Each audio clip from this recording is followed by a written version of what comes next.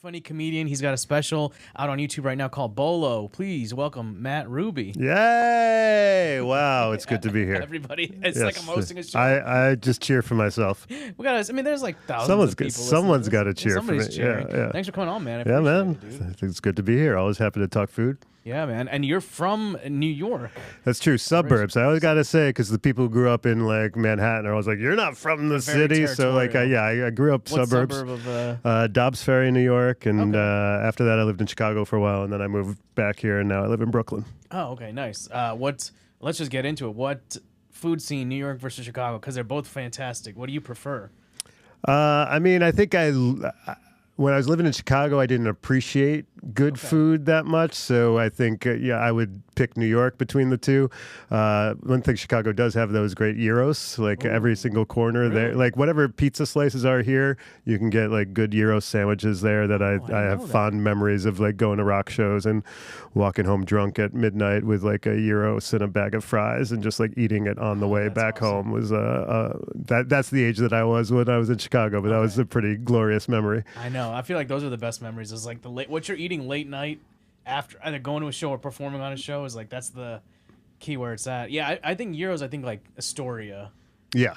Have you lived in? I live in Fort Greene, Brooklyn. So to get to Astoria is like an hour, 10 minutes. So I'll go there for shows once in a while, but I don't appreciate the food scene as much as I could, I guess. But yeah, as far as like the late night stuff here, to me, is like pizza slices is like the magic of New York, especially if you're doing comedy and bouncing around between spots. Is that your go-to after like a show? Or? Yeah, I just need to fuel up on something. I'm also a fan of the don't heat it up slice. Just lukewarm. Just give it to me like underrated, I think, like a good room temperature slice. Because you don't want to burn the... I hate, that's the worst. And then you got to sit there and wait for 5 minutes for it to cool down. Like, no. Just give it to me as is. I can handle it. Every now and then you'll see somebody that just like, they put it on the plate, they grab it and then just go right. I'm like, that's gonna be a problem dangerous. For the next that's 2 days. That's a rookie mistake. Yeah. Tourists. Do you fold? In? How do you eat the slice? A little bit of a fold, but it's I'm not religious about it. No. Did you do deep dish when you were in Chicago, or? See, the thing about deep dish is it's for the tourists. Like locals are not really eating deep because it takes like 45 minutes to make and it's expensive. The weird thing in Chicago with pizzas, they slice it up into like squares. And so then like the perimeter, it's like thin crust sliced into squares, and the perimeter slices are nice, but then in the middle they get too floppy. I think New York pizza is definitely superior. Yeah, I think so. I've had thin crust one time in Chicago, and it was like great. I was like, oh, this is legit. 'Cause every time I've had thick like the deep dish, I'm like, this is kind of not good. It's no, deep dish is overrated. It's just like sits in your stomach. It weighs like 15 pounds after you eat one slice. You're like, oh God, what did I do? And it's just like, it's like a pie, like literally just like a cheese pie. And then it's instant regret, like right after. Seriously. And then it's crazy how fastly that cheese congeals, like immediately after they cut it and they've sit it on the table. Like, oh, this is just a blick of cheese. Block of cheese. So suburbs, what was your go-to? Like, did you eat? Was there any chain restaurants? Is there anything particularly different that was over there when you were growing up? Like, no, I mean it was like a small town that we grew up in, so there wasn't a ton of like going out to eat. My dad's Israeli, and so we would have like a lot of like Middle Eastern food. So there's a lot of like falafel and baba ganoush and tabbouleh and stuff like that, and definitely got a taste for that growing up. And like his mom would come and visit from Israel for like a month every summer, and she would just start like slow roasting an eggplant in the kitchen, starting at like 9 a.m. and then like it'd be there for like 7 hours. But then like now I'm a bit of a baba ganoush snob. Like I want that egg. Baba ganoush? You got to slow roast the eggplant, maybe get a little char on it first. You can put it on like the burner first, get a little blackened on the skin, and then you want to low and slow in an oven. I mean, ideally if you got like a grill somewhere, but and then garlic, lemon juice. I like to cook too, so I've been perfecting my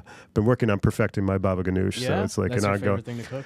I don't know my favorite, but it's nice to have a couple of things you go back to and you're just constantly like doing over and over again and refining and tweaking and be like you're beyond measuring cups or anything. You're just like I'm gonna eyeball it. I'm gonna do a little more tahini in there this time, or a little more lemon juice. Let's throw in some paprika this time, and just sort of, it's almost like working on a bit as a comedian. You're just sort of constantly tinkering and like, well, let me try moving this word over here or putting this line afterwards, and it's, it turns into sort of like a mad scientist just running experiments, but trying to get to that ideal version of whatever it is. Yeah, I feel like there definitely is that connection with comedy in that, because I feel like a lot of comics, either once they get famous, they start getting into like cooking shows or trying to get into hosting something, or like they open up a restaurant or something like that. So, but there's like a weird, I think it's also just the timing of it. It's a nighttime, like especially with the city, like it's just like the restaurants come alive like at night. Totally. You ever work in a restaurant or anything like that? Never worked in a restaurant, but definitely have respect for those who do. And, I feel like Anthony Bourdain captured what you're talking about well, that sort of overlap between like working at restaurants, being on stage, performers, creativity, the arts and cooking and all that, and just sort of like a rock and roll philosophy around the whole thing. Yeah, same with music too, right? Yeah. What's your any Israeli go-to spots to try out in the city that you would recommend? Yeah, there's a place called 19 Cleveland that's in Soho, right? That like triangle right near La Esquina, and there's other stuff right around there that I forget the name of. But I think they got a really good hummus, and then also they got this sort of fish with a spice on it that you put in like a pita. It's really good. Oh, okay. Yeah. Yeah. What else did you cook back in the day, or is that like I know that's your favorite thing? Like, I mean, I cook all the time. Yeah, I got a few go-tos that are definitely in rotation. I make a lot of pastas, but I'm a big fan of like the New York Times cooking app. So shout out Melissa Clark, big fan of hers. I don't even have that one. It's great because the interface is good, how you save it, and then you get all the It's the best comment section on the internet because it's hilarious. Just imagine a bunch of like New York Times foodie snobs all fighting with each other. As soon as the recipe goes up, it's everyone saying why the recipe's wrong. Be like, no, you got the salt all wrong. No, you got to use cilantro instead of parsley. And so like, but there'll actually be like good suggestions in there too, but it's also just hilarious sometimes, the actual quality of the comments. That's fun. And then, it's just like it's nice to have all your recipes saved in one place that you can refer to and search. Check that out. And and then they got videos now too. So I'm a big fan. Yeah. But yeah, I'm like, I'll do like, recipes from there if it's something fancier or cooking for someone else. But then, if I'm doing my own stuff, I kind of have like a standard rotation of things that I'm going through. I've been getting into more like Korean stuff and gochujang and like trying to figure out how to use that and cooking peanut sesame noodles and just sort of stuff. Yeah, I never used to cook Asian stuff at all. So that's been my latest area of exploration. That's cool. Yeah, I feel like that's hard to... I tried to make like Thai food a couple of times. And like just the curries, I'm like, it seems easy. It's like coconut milk and the paste and this, but I'm like, oh, this is like so much harder to actually get it to taste good. Well, you also need the right spices. I mean, it's similar with Indian food, and it's like 100%. you gotta shop at the right place and get the real stuff. Otherwise, you're just getting kind of like the watered down for whitey version. Yeah, exactly. Like I've been to Thailand, and I remember eating Thai food there and being like, what the hell have I been eating my whole life that they've been calling Thai food? Because the level of spice there is wildly different, and like everything just has like a much more of a bite to it. Whereas like, I think I've been eating Thai food for white people my whole life without realizing it. Down Thai food. Yeah, I saw a YouTube video that was like, I'll put the link in the comments, but it was kind of how Thai food took over America, and it was like a governmental plan to make Thai food popular. Smart. Yeah, by the Thai government. And then it's like, it's literally any small town you go to, there may not be an Indian restaurant, but there's definitely a Thai restaurant. It's like, I feel like it's just easily a little bit more accessible, like in the sense that if you never had it, like the noodles or a dish like that. Have you been to Soother? I don't think so. So that's like, it's in Lower East Side. I think it's on like 11th or 12th Street. Okay. There's always a line. They opened one in Long Island City. And I'm like, I haven't had a chance to try it yet, but I'm like, I want to try it. It's like Thai food, but it's like, I don't know if it's actually good or if it's like TikTok good with everything that's else. the whole thing you got to worry about. And sometimes I'll just walk past a restaurant in my neighborhood and I'll be like, this was definitely just on TikTok because no one was here last week and now there's a line around the block and you're just especially like, in Brooklyn, I'm sure there's so many, especially coffee shops and like, or there's like a pop-up or like, come with me to check out the hottest new pop-up location in all of Brooklyn. You won't believe how incredible the burrata is here. Is like, why do we have to use that voice? Why is that the go-to TikTok influencer voice of like, oh man, this place is gonna have a line but not be that good? and I've heard some places where it's like the restaurant was about to close out, and then like some TikToker came in and saved the day, but then it ended up fucking them because now they can't handle that many people, and then they get screwed over regardless. I'm like, oh, so you're like, it's just a shit show. I don't know like how people open restaurants, and like it takes a lot of luck. It's a crazy business. Yeah. Yeah. You said TikTokter, which I kind of like because it's like halfway between TikTok and doctor. That's yeah. not bad. That's a new thing. Yeah. So I don't want to be a doctor when I grow up. I want to be a TikToker. TikTokter. Yeah. Golden Diner. That's like the hot new thing now. I don't know about it. So it's like supposedly it's the same thing. These are the best pancakes you're gonna try in New I York City. hate that crap. First of all, pancakes overrated. 3 bites is good. Then we're all sick of it. Like, what do we? It's you want to have a dessert for breakfast. You don't have to rope me in on your little sugar pyramid scheme. Okay. Yeah. Are you a sugar guy or no? No, savory. Oh, savory. I mean, I'll have a bite or two of dessert, but I'm not one of these.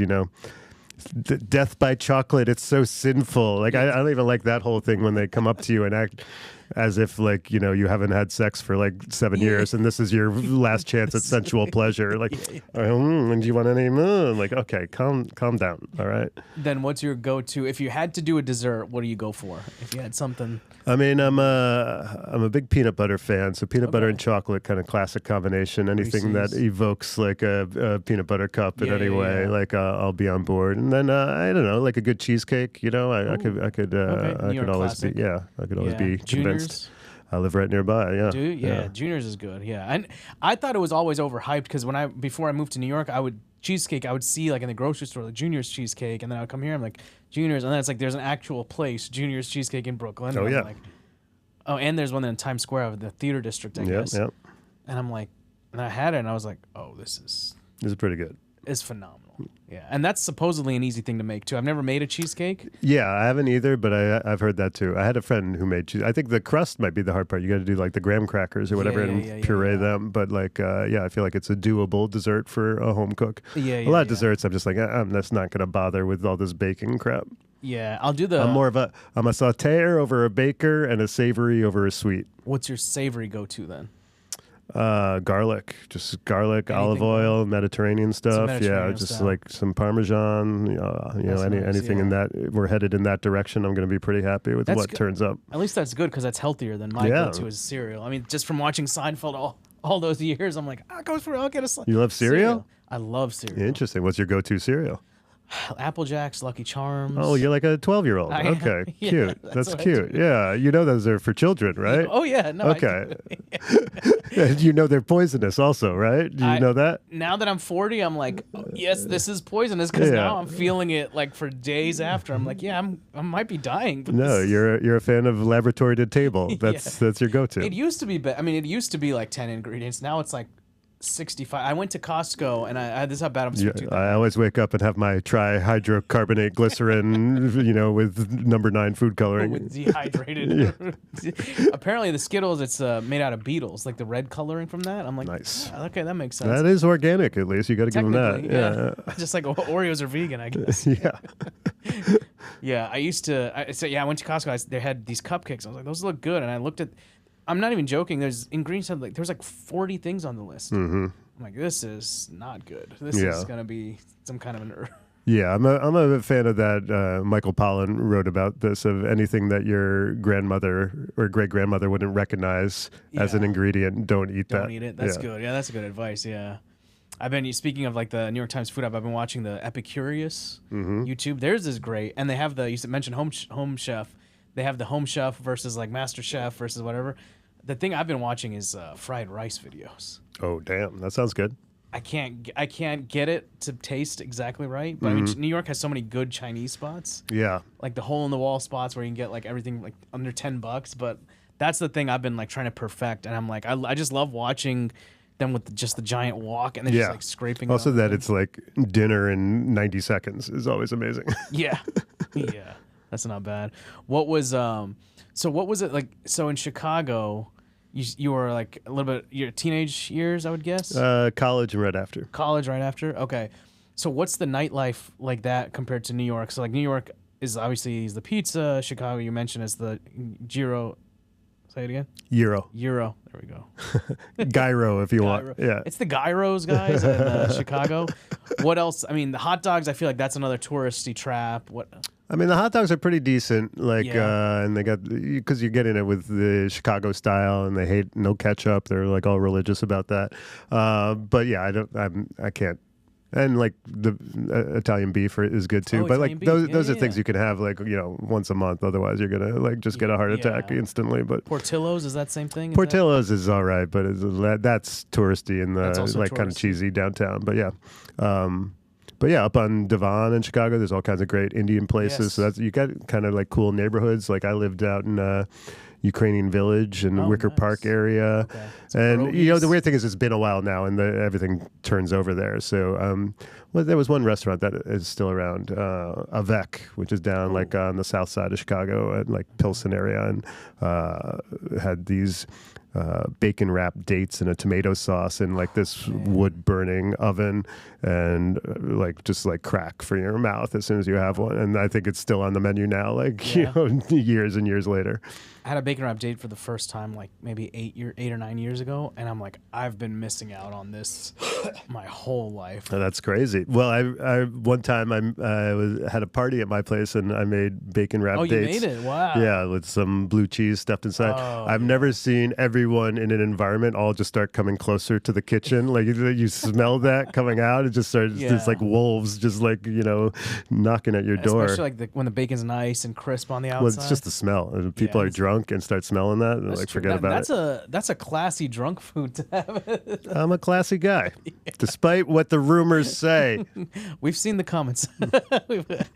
Yeah, I think in Texas, because I grew up in Texas, the closest thing we had was bacon wrapped jalapenos, which are also fantastic. Sure. But once I came out here, I was like, "Oh, you got dates, and you can put dates in there." I was like, "That's not bad at all." That's because it's not bad because you get the savory and the sweet. It's all in one everything bite. you could want. And then I guess a little bit of the sour with the blue cheese. A little umami in there. Umami, there you Yeah, go. Yeah, home chef here. Actually, Mikey, yeah, we're A little funk. That's why I never used to like blue cheese. Then I came No? around and get a little funk you a in there. ranch guy or Well, ranch is gross. No, I'm opposed to white sauces in general. No mayonnaise? no mayo, no ranch, no white sauce sour at cream. Halal It's- I like tahini or white sauce at a halal I can get behind, but like Tzatziki? in general, yeah, that's all right. But like any American white sauce, Okay. just like it's too white. Is it just too bland or is it too? Ranch dressing is like gross. I don't get it. Really? Like I it love doesn't ranch appeal to me in any way. Really? No, it's like also it's the cream and it's just like fat and it's like just sort of feels like it's just there to clog things up. I think I might just be really bad at it. I mean, I love it. we can have different palates. Also, you're from Texas. That's a I whole am different from world. Texas, I mean, You grew I'll up on a ranch, probably. So there you go. No, close. I'll eat vegetables. We'll deep fry the Yeah. shit out of them. Cauliflower. I didn't know people ate cauliflower plain. I was like, this was just Yeah. fried food in Texas. I remember the state fair. We would do like fried Oreos, fried ravioli, Fried dough. fried everything. Yeah. We had they had ravioli stuffed with beer. One state fair. Gross. Which is, I mean, yeah, exactly. I don't know who would have thought that was a good idea, but like hot beer Yeah, it and sounds fried terrible. dough, I'm like, it was disgusting. But people would line up for it. I'm like, Well, there's a lot of stunt eating that goes on at the fair too. fair. Like, I bet you won't eat this. You're like, Yeah. oh, watch me. I'm like, okay. I'm happy you're all amused with each other. when you were coming up in the scene, the diner thing was huge. In the, Yeah, were you I part of mean, that or no? I mean, it was a place to go if you just wanted to shoot the shit. But Yeah. like, I was never like a huge diner guy. I mean, Not a huge I diner. appreciate them as a New an York institution. and a late night concept. Yeah. But and then my diner advice is just go breakfast food. Do not get Yeah. fit. Don't go to anything beyond page 3 of the menu. I know they got like a 25-page menu. Yeah. Don't do it. Like you're gonna just get something that's been in the freezer for 7 months. It's like nobody's ever ordered Yeah, past page yeah. 2. Oh, they have lobster here. Yeah. You're like, no. Well, here's an ambulance. Yeah. When you're on the road because you're touring, I'd love to talk about plug the special. Sure. BOLO, very Yep. funny. Thank you. You filmed it here in New York. Yep. New York Comedy Club. It's up on YouTube /Matt Ruby. It's called BOLO, like the tie. Yeah. And yeah, I mean, it's funny and good. Yeah. And then I mean, it's for smart people, so you guys might not all get it, but like if it. you're smart, go check it out. I liked it. You have to only eat one food the rest of your life. What would you have to pick? Like country, or what are we talking? Yeah, let's do country. Let's make it a little bit easier. I mean, like Mediterranean food in general. Yeah. I guess like Italian, you know, Okay. or Spanish. Like a Spanish food, I think is great. But yeah, I love Mediterranean food. It's healthy, seafood, olive oil, you know, garlic, lemon, anything. Can't go Just wrong give me with all of that for sure. Yeah. There's anything that you had to cut out, never eat again? I mean, creamy white sauces, I guess. No, I don't know. You know, I've been eating less and less red meat. Okay. Which, you know, but like it makes me appreciate it when I do have it. So I'll only eat it like once every like 2 or 3 weeks. But then if I have like a burger or a steak, I'm like, oh, this is good. You really start to like appreciate it. So, but yeah, so I'm a fan of the concept of everything in moderation, including moderation. And so like I'm not like eliminating things, but I think, you know, you can cut back on things, and then when you have it, you appreciate it, but you know, you just don't go overboard with it. And then I'll ask one inside baseball question. What's the best comedy? What's the best food you've gotten at a comedy club, or what comedy club has the best food? I mean, the Stand in New York has good food. I used to like at Caroline's, that salmon that they would have there is really good. And then, you know, at Comedy Cellar, like the chicken kebabs, you know, really, really tasty. I'm a fan. Yeah. And the lentil soup there is good too. I haven't had the lentil soup. Yeah, upstairs at Olive Tree. Olive Tree Cafe. Yeah. Their wings are good. Their chicken. Everyone loves the wings. I'm not a huge wing guy. I know this is the most blasphemous thing you can say to stand-up comedians. I eat boneless wings. I mean, that even I'm not that bad. But yeah, like, wings are fine, but I just don't know why they've been elevated to like the peak of chicken consumption in our society. And comedians seem to love them the most. I'm like, yeah, they're fine. I don't know. Yeah. Maybe I'm a little. I don't want to say I'm OCD. I'm just like a neat freak. So like ribs and wings and shit that are sloppy and all over me. I'm just like, all right, I'll do it if I have to, but like it's not my top choice. Yeah. I use a knife and fork like a civilized person, all right? What's the worst comedy club food you've had? You don't have to name the club. I mean, most of them are terrible. Just like places where it's like literally nothing on the menu is not fried. Yeah. You know? And it's like, and I get it, like, they're not real restaurants. Everything's in the freezer. They're trying to cook food for like 150 people within like 15 minutes. And so like I see the appeal of it, but it's just, I don't know. It's just like, I don't know. It just seems gross to me. Dude, this was fun, man. Yeah, man. Thanks for having me. Tell people where they can find you. MattRubyComedy.com, YouTube/Matt Ruby. Instagram, I'm posting all the time there. Oh, I got Substacks. Ooh, that's right. Yeah, if you go to mattruby.substack.com, I spend a lot of time on my newsletter. It's called the Rubes Letter. It's funny, and it's got essays and deep dives. And then if you're a big comedy nerd, I also have a newsletter all about the craft of comedy called Funny How, which is at funnyhow.substack.com. That's awesome. And mattruby@hey.com. If you want to email me, I'll tell you whatever you want to know. Awesome. All right, guys. Thanks for listening. Dice starts tomorrow at Instagram at Mahesh Kotagi on Instagram. Tell a friend. Leave your comments below. It helps us, and it will force us to read them.